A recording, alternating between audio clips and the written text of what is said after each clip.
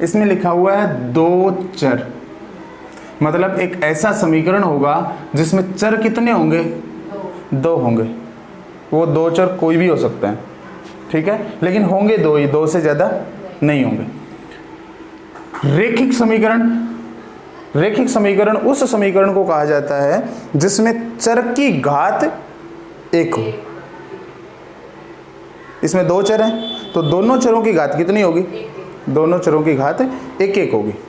अर्थात एक समीकरण लिखता हूं मैं, ax plus by plus c बराबर 0। दो चरों वाला रैखिक समीकरण इस रूप में होगा। किस रूप में होगा भाई? इस रूप में बोले तो ax plus by plus c बराबर 0। एक एग्जाम्पल के लिए और लिखना चाहूँ मैं तो देखो 3x प्लस 5y प्लस 7 बराबर 0 दिख रहा है। 3x प्लस 5y प्लस 7 बराबर 0, ये दो चरों वाला रैखिक समीकरण है। दो चर हैं क्या इसमें? बिल्कुल है, एक तो x और एक y, ये दो चर हैं। रैखिक क्यों बोला गया? क्योंकि इन दोनों चरों की पावर घात कितनी कितनी है? एक एक है, इसलिए इसे कहा गया रैखिक समीकरण।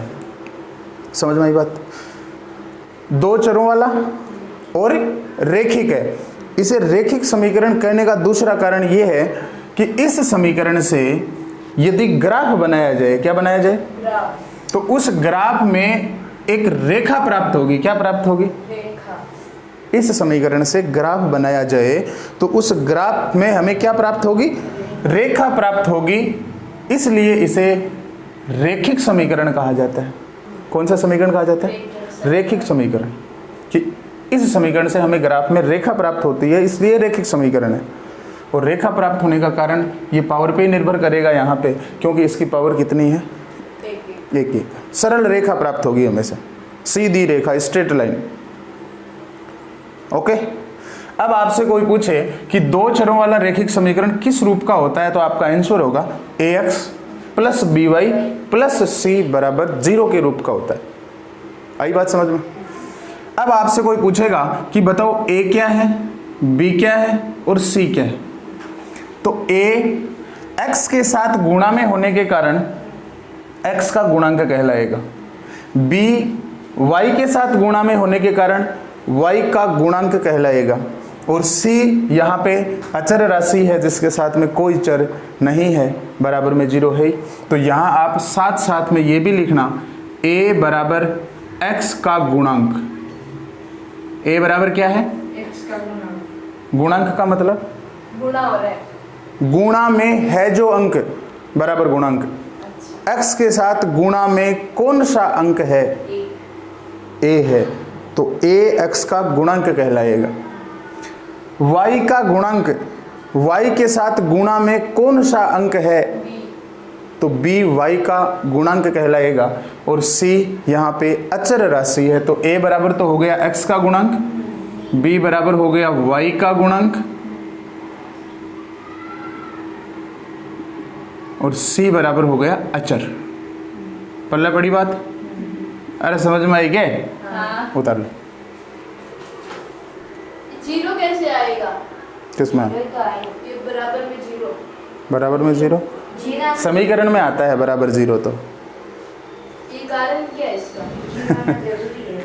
समीकरण के बराबर 0 आता है, चाहे कोई भी, हाँ कोई भी समीकरण हो चाहे वो, उसके बराबर 0 आएगा। बहुपद में नहीं होता, बहुपद में बराबर 0 नहीं आता।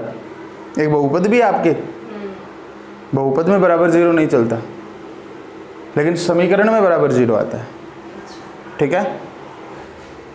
पहला क्वेश्चन दिया हुआ है, एक नोटबुक की कीमत, नोटबुक जानते हो, उसकी कीमत है वो एक कलम की कीमत से 2 गुनी है। नोटबुक की कीमत है ना, वो कलम की कीमत से 2 गुनी है। समझो इस बात को। मान लो कलम की कीमत 5 रुपए है। कितनी है? 5 रुपए। तो नोटबुक की कीमत कितनी होगी बताओ पायल? 10 रुपए। कलम की जो कीमत है उसका डबल, मतलब उसका 2 गुना नोटबुक की कीमत है। तो इसमें दो वस्तुएं अपने पास, एक तो है नोटबुक और एक है कलम, और बात हो रही है इनके पैसों की कि किसका पैसा कितना है। इस कथन को, कौन से कथन को, कि नोटबुक की कीमत एक कलम की कीमत से 2 गुनी है, इस कथन को निरूपित करने के लिए दो चरों वाला एक समीकरण अपने को लिखना है। आई बात समझ में? तो अपने को नोटबुक और कलम इन दोनों में से किसी एक की कीमत माननी पड़ेगी। क्वेश्चन में तो दी हुई नहीं है। क्वेश्चन में नोटबुक की कीमत तो बता दी उसने, क्या बोला? बोला कलम की जितनी कीमत है उसका 2 गुना है, यानी उसका डबल है। तो हम मान लेते हैं, माना कलम की कीमत, माना कलम की कीमत, वेरी गुड, कलम की कीमत x रुपए है। ये जो लिखा हुआ है संकेत, ये आपको एग्जाम में नहीं मिलेगा। इस चीज़ का विशेष ध्यान रखना, सिर्फ क्वेश्चन मिलेगा, ये संकेत नहीं मिलेगा। इसमें बुक में तो दे रखा है, लेकिन एग्जाम में संकेत नहीं मिलेगा। तो मान लिया हमने, माना कलम की कीमत कितनी है, x रुपए है। ओके, तो नोटबुक की कीमत क्या होगी बता सकते हो? नोटबुक की, ये नोटबुक की कीमत x रुपए है। ये किताब वाले ने मान रखा है, हमने कलम की कीमत क्या मानी है, x रुपए मानी है। अच्छा, कुछ भी मान सकते। हाँ, कलम की कीमत हमने x रुपए मानी है, और किताब वाले ने क्या किया है, संकेत में दिया है कि नोटबुक की कीमत x रुपए है, कलम की y रुपए है। तो हम मान सकते हैं ऐसा। तो हमने कलम की कीमत कितनी मानी है, x रुपए, और नोटबुक की कीमत कितनी हो जाएगी अब, y रुपए। तो मैं अब लिख सकता हूं कि ये जो y है ना, ये 2x के बराबर है। बताओ ये बात समझ में आई कि नहीं? y है वो 2x के बराबर क्यों हुआ? क्योंकि x रुपया कलम की कीमत थी, और उस x का 2 गुना करेंगे 2x आएगा, और वो किसकी कीमत होगी, नोटबुक की कीमत होगी। आप बोल रहे हो नोटबुक की कीमत तो y रुपए है, इसका मतलब ये 2x और y आपस में क्या है, बराबर है। समझ में आई बात? तो y बराबर कितना आ गया, 2x। या फिर नोटबुक की कीमत आपने y मानी है, तो ये y किसके बराबर है? क्वेश्चन में बोला है नोटबुक की जो कीमत है ना, वो कलम की कीमत की 2 गुनी है। तो कलम की कीमत कितनी है, x का 2 गुना कितना हो जाएगा, 2x, यानी y बराबर कितना आएगा, 2x। तो इस 2x का आप पक्षांतरण कर लो, या y का पक्षांतरण इधर कर दो। तो y का पक्षांतरण जैसे ही मैं इधर करूंगा तो आएगा 2x, y माइनस का हो जाएगा। पक्षांतरण करते हैं तो एक परिवर्तन होता है, जो प्लस की संख्या होती है वो माइनस की हो जाती है, जो माइनस की होती है वो प्लस की हो जाती है। तो यहाँ पे 2x, y का पक्षांतरण करूंगा तो y किसका हो जाएगा, माइनस का y, बराबर क्या आ गया, 0। समझ में आई बात? ये अपना 2 चरों वाला रैखिक समीकरण है। पल्ले पड़ी के बाद या कौन पड़ी? तो पहले क्वेश्चन का ये आंसर है, उतारो फटाफट। अब एक बात और सुनो भाई,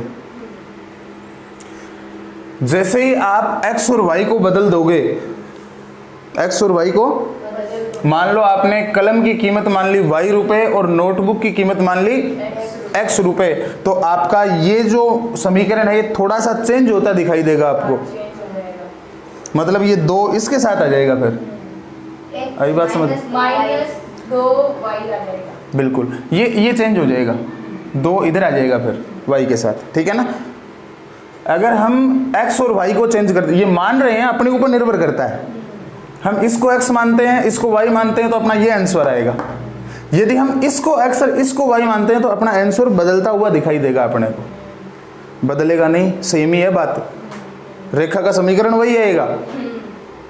लेकिन वो उदाहरण के तौर से गलत हो जाएंगे, नहीं अलग हो जाएंगे। हाँ, अलग हो जाएगा, वो दिखेगा अलग लेकिन होगा सेम, आंसर वही आएगा। ठीक है।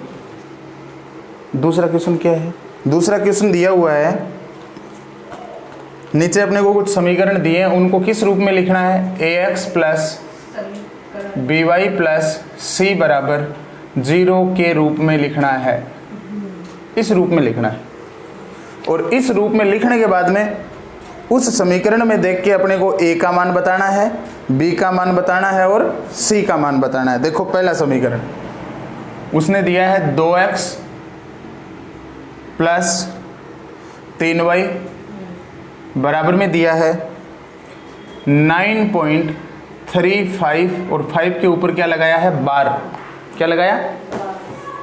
इसने पहले तो ये बोला है कि इस समीकरण को इसके रूप में लिखो और लिखने के बाद में a का मान बताओ, b का मान बताओ और c का मान बताओ। तो देखो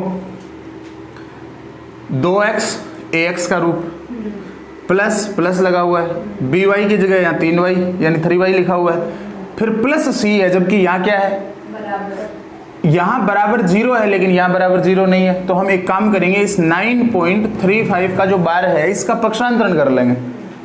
जैसे ही मैं इसको इधर लेके आऊंगा तो ये बन जाएगा 2x प्लस 3y माइनस 9.35 का बार। आई बात समझ में? मतलब इसका पक्षांतरण कर लिया हमने, माइनस में हो गया। पक्षांतरण करते हैं तो ये परिवर्तन होता ही है। अगर कोई प्लस की संख्या का पक्षांतरण हो रहा है तो माइनस की हो जाएगी, और माइनस वाली का हो रहा है तो प्लस की हो जाएगी। और बराबर में क्या बचेगा बताओ, इधर 0। तो अब ये जो समीकरण आया है ये इस रूप में प्राप्त हो गया अपने को। देख लो, ये ax की जगह है, ये by की जगह है, ये c की जगह ले रहा है। अब मान बताना है अपने को a का। बताओ a क्या होता है, a x के साथ जो गुणा में होता है वो a है। तो बताओ यहाँ x के साथ गुणा में क्या है, तो अपना a हो जाएगा 2। समझ में आई बात? उस नहीं x नहीं लगाना है, x का गुणांक पूछ रहा है। x के साथ गुणा में क्या है वो पूछ रहा है, न कि पूरा पद पूछ रहा है। अब आप बताओ y का गुणांक b क्या होगा, यहाँ पे b हो जाएगा 3। उसके बाद में c बताओ कितना है, माइनस 9.35 का बार, माइनस 9.35 का बार। ये पहला पॉइंट है आपका। दूसरा पॉइंट,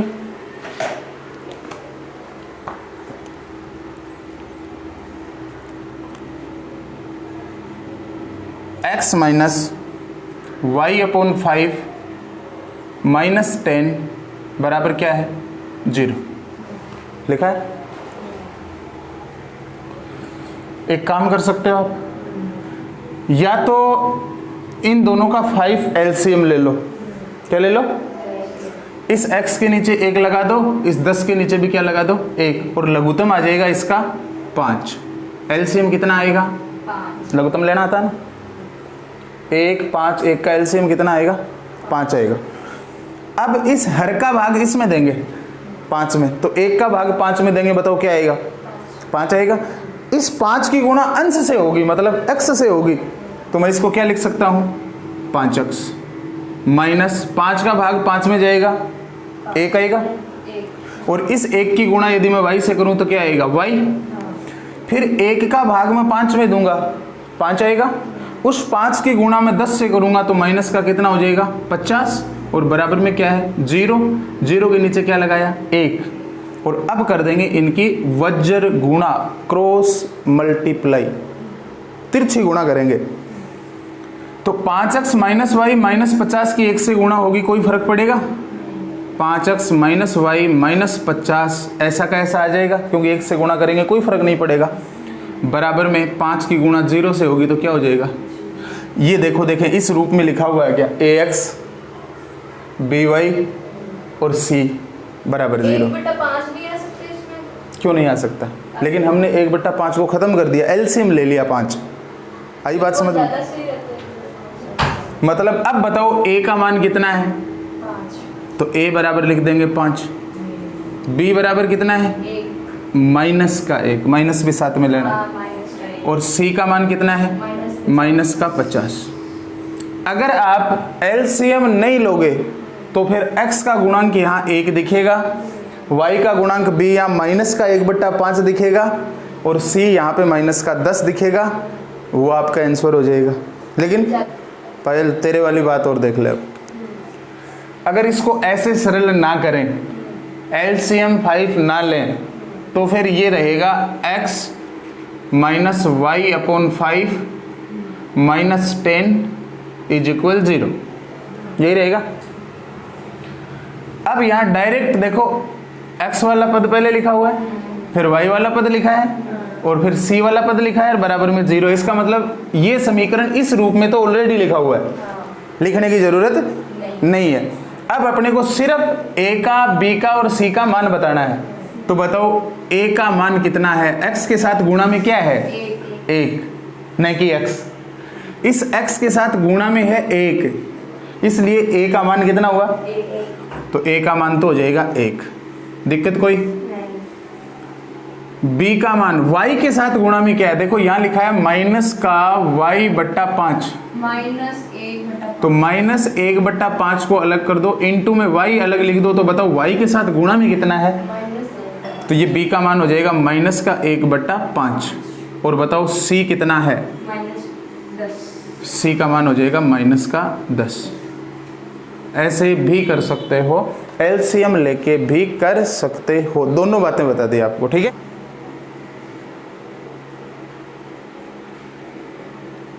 इस रूप में लिखना है समीकरणों को। इसका तीसरा पॉइंट देखो, तीसरा पॉइंट लिखा हुआ है माइनस का 2x प्लस 3y बराबर में क्या है? 6। तीसरा पॉइंट है minus 2x plus 3y is equal 6। Minus का 2x प्लस का 3y बराबर 6। इस समीकरण को देखोगे तो बराबर में तो क्या लिखा है? इधर तो बराबर में 6 लिखा है। तो हम एक काम करेंगे, इस 6 का पक्षांतरण कर लेंगे। तो c का मान आ जाएगा 6। c का मान 6 नहीं आएगा, इसका पक्षांतरण करेंगे तो ये माइनस का 6 हो जाएगा। तो ये हो जाएगा माइनस का 2x प्लस का 3y माइनस का 6 इज इक्वल 0। बराबर में 0 हो जाएगा, क्योंकि हमने 6 का क्या कर लिया? पक्षांतरण कर लिया।